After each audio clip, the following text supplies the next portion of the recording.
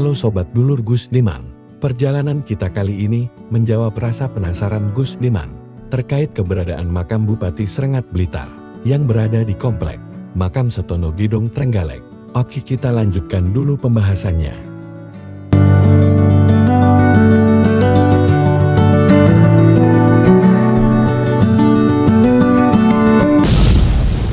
Kita jelaskan yang lainnya. Sementara untuk putra-putra dari Eyang Mertodiningrat itu ada Raden Tumenggung Mertodiningrat II.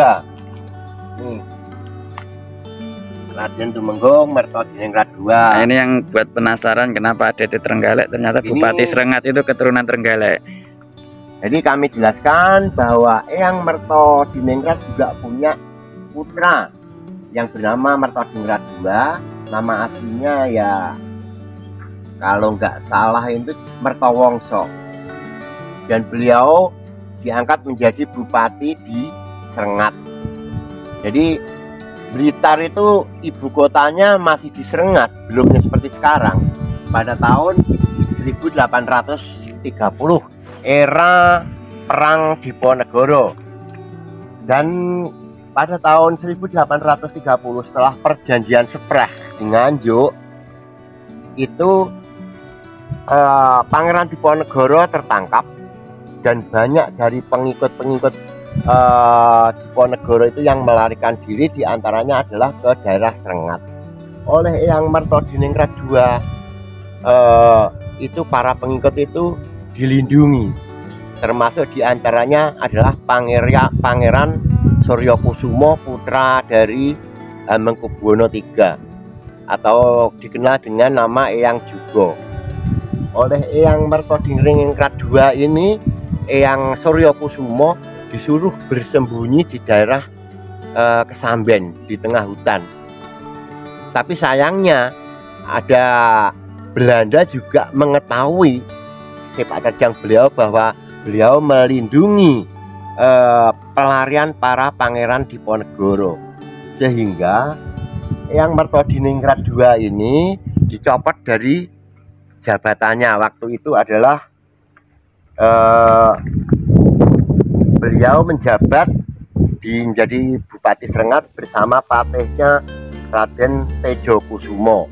Jadi Eyang Mertodiningrat itu ketika Belanda mengetahui menyembunyikan Pangeran Suryokusumo, Eyang Mertodiningrat dan patihnya Tejokusumo itu dicopot dari jabatannya dan digantikan oleh adiknya yang bernama Raden Mertokusumo.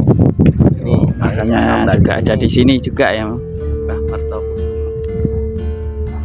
Jadi masih satu kerandah. Mertokusumo itu jadi pada tahun 1830 tadi Eyang Mertodiningrat II itu dicopot dari jabatannya, digantikan oleh adiknya yang bernama Raden Mertokusumo, Raden Ngabei Mertokusumo, jadi Bupati Srengat pada tahunnya 1831. Berarti kalau di runut sisilah Raden Mertodiningrat I punya putra Eyang Sumudrena.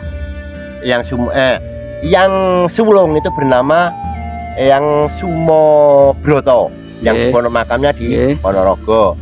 Berikutnya adalah Eyang Sumotruno. Berikutnya adalah Eyang Joyonegoro. Berikutnya lagi adalah Eyang Mertodiningrat II dan Eyang Mertokusumo.